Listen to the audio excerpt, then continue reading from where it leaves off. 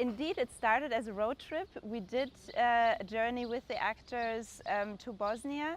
When we did the casting for the show, we knew that we want to work with actresses and actors. I think that is very important to point out, that they are all trained actresses and actors that normally perform in classical shows and all kinds of shows.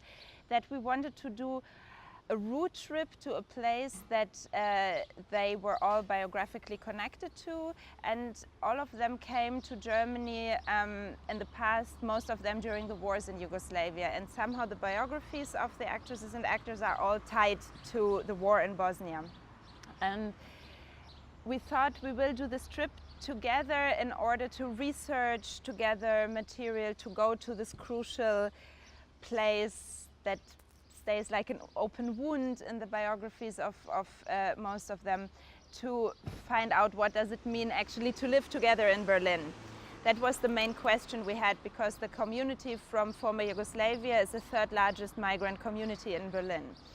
And we didn't know much before we did this trip, just we knew we want to meet certain experts there, visit certain memorial places or non-memorial places, and the actors actually decided what would we do during this trip. And of course immediately very intense dialogue, conversations, fights, encounters with your own biography started during that trip, but we had no clue how to make a theater show out of it. So we figured out in the rehearsal process that the most honest way would be to actually talk about this trip we did together, because we thought it would be hypocrite to talk about why did this war happen, who started it, or all kind of discussions like that. We could talk truthfully about what were our experiences. So we started reading the diaries together we did during the trip, and like this we found out who's particularly interested in which subject.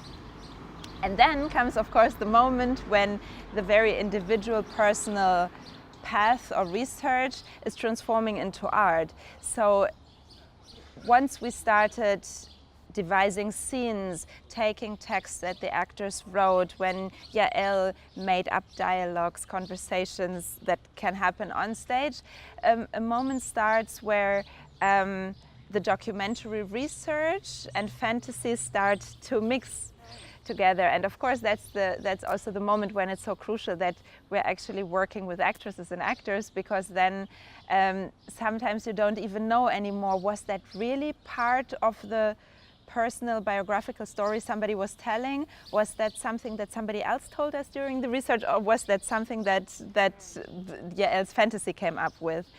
So in Common Ground specifically, there is always a big confusion in the audience, because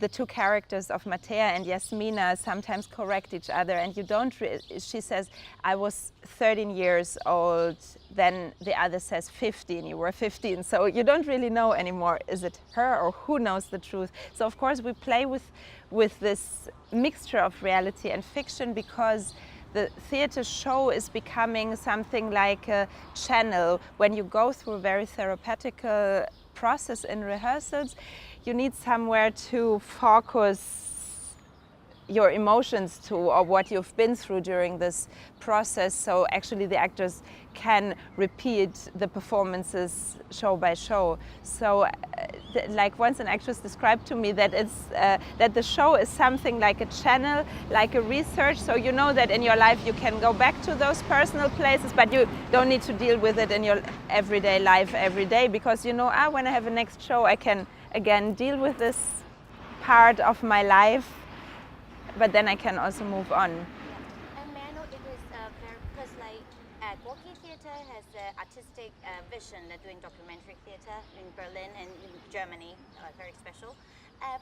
For like, take Common Ground as an example. It is a typical form, like format, I'm sorry for my language, using like autobiographical materials, or it is one of the case. There are like different, depends on the research and the topics, and if there are different forms, and could you please share with us like some other documentary theater pieces? When we started working here in Gorki, we took it as our mission to open up.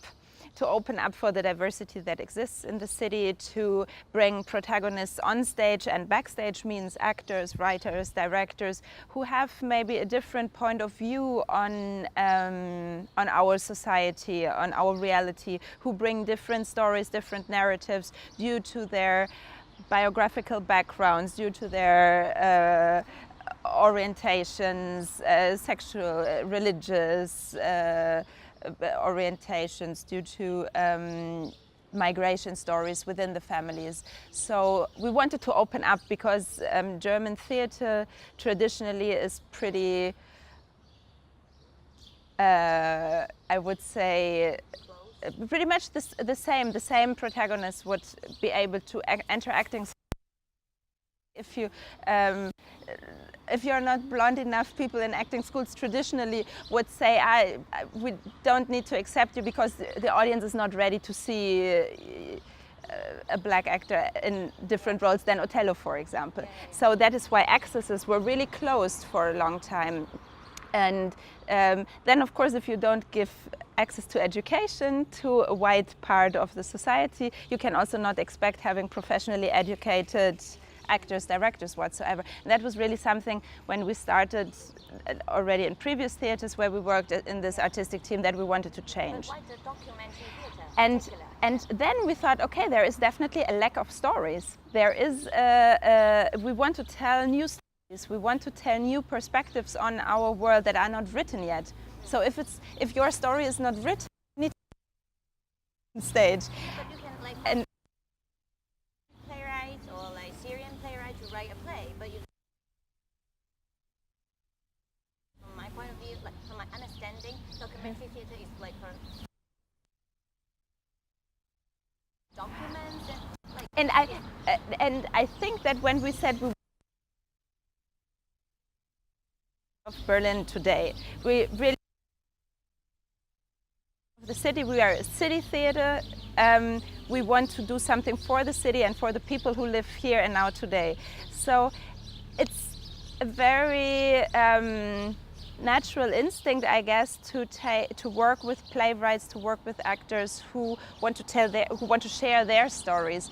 And so this form of documentary, or what you call documentary theater, is of course also a trick, because when in the work with Yael, we figured out we did I think 12 shows together. When you want the audience to be interested in the story you tell, you have to open up their hearts, you have to open up their minds, and humor is a very good tool for that, for example, and the audience is more ready to listen to the story, I think, if the story could potentially be real.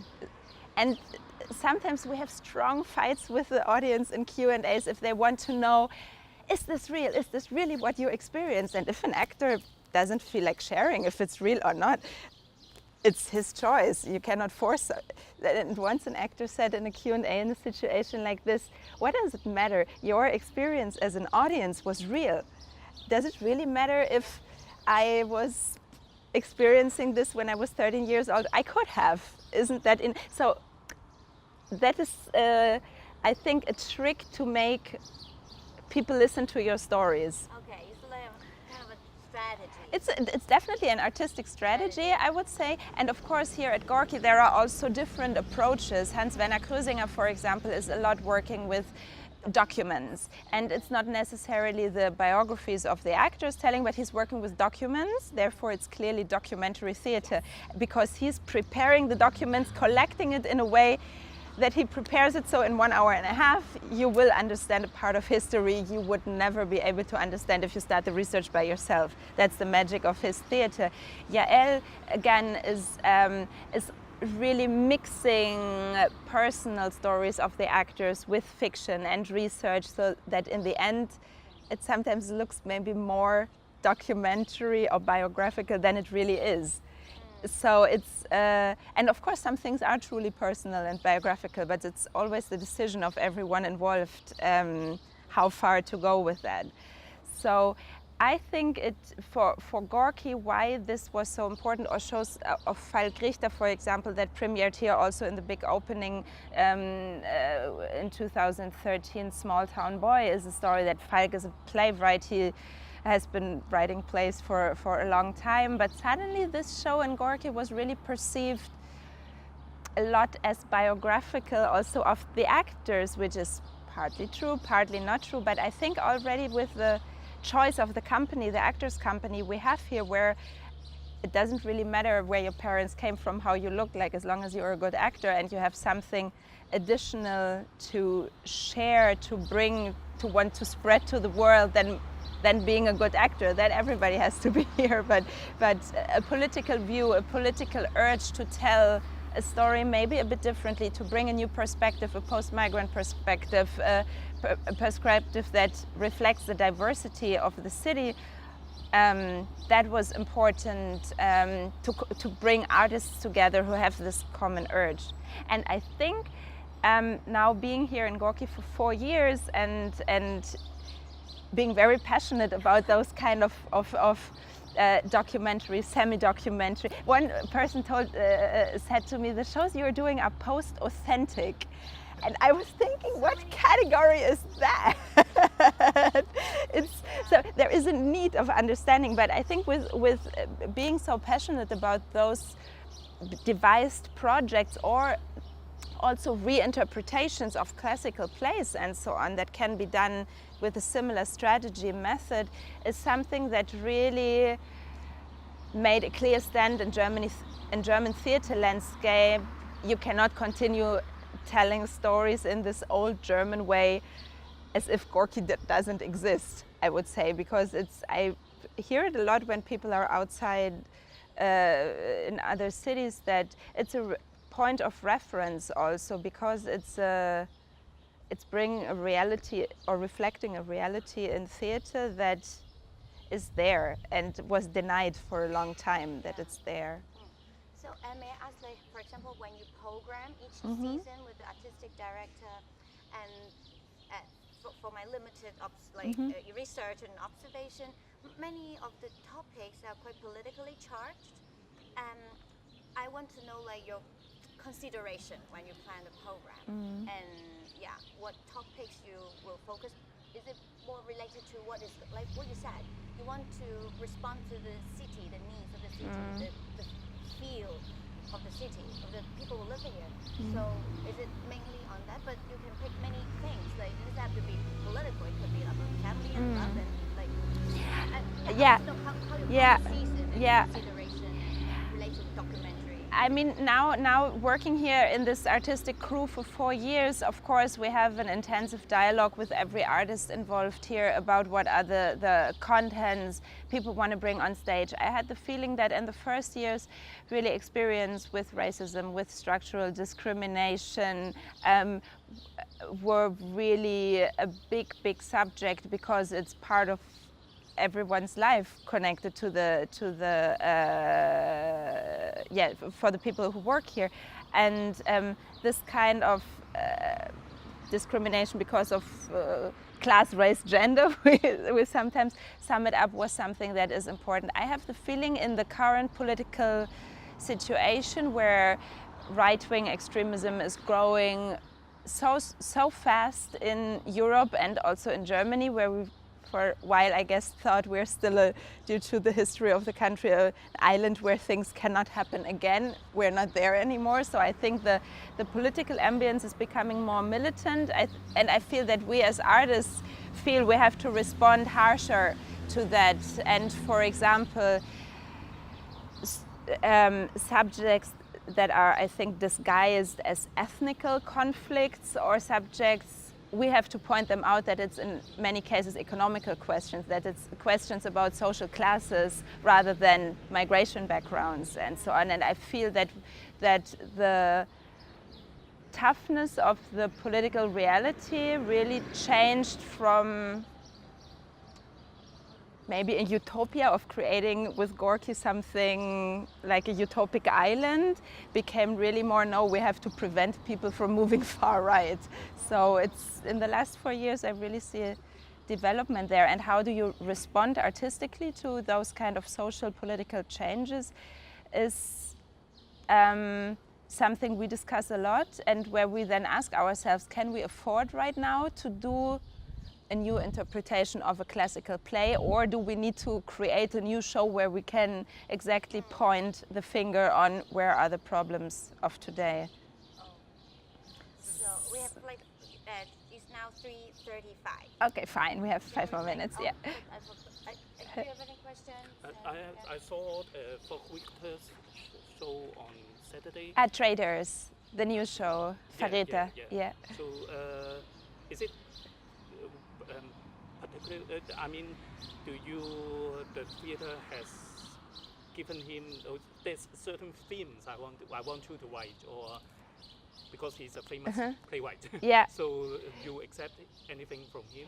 Look, it's a dialogue that exists, of course, with Falk, and Falk's very precise analysis of the current political situation means of who are the extreme right movements. I mean, he started rehearsals when Donald Trump had his inauguration to be the president of the United States. So those are, of course, realities that affect us, and that when suddenly there was a travel ban, when structural discrimination for homosexuals is entering more and more the law books, when you look at the Alternative for Germany, the right extreme party in Germany that exists for a while now, is getting in Berlin almost 15%. It's something that, of course, you feel personally threatened or attacked or meant by, and that's how you want to create a response to that. So I think that is then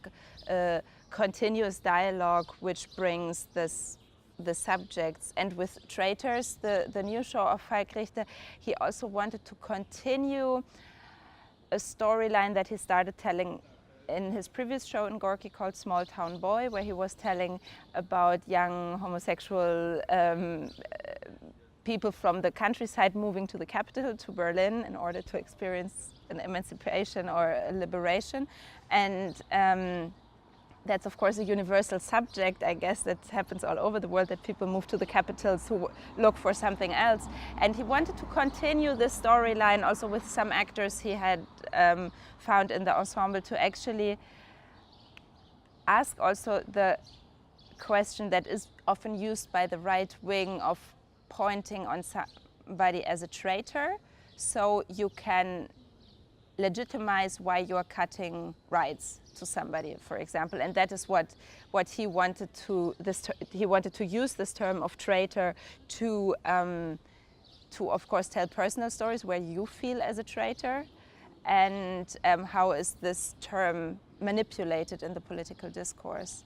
But those are dialogues that are being created over a while, and then also new artists join, like Oliver Frilic, for example, is an artist from Croatia who recently did one work in Poland that created a huge political scandal that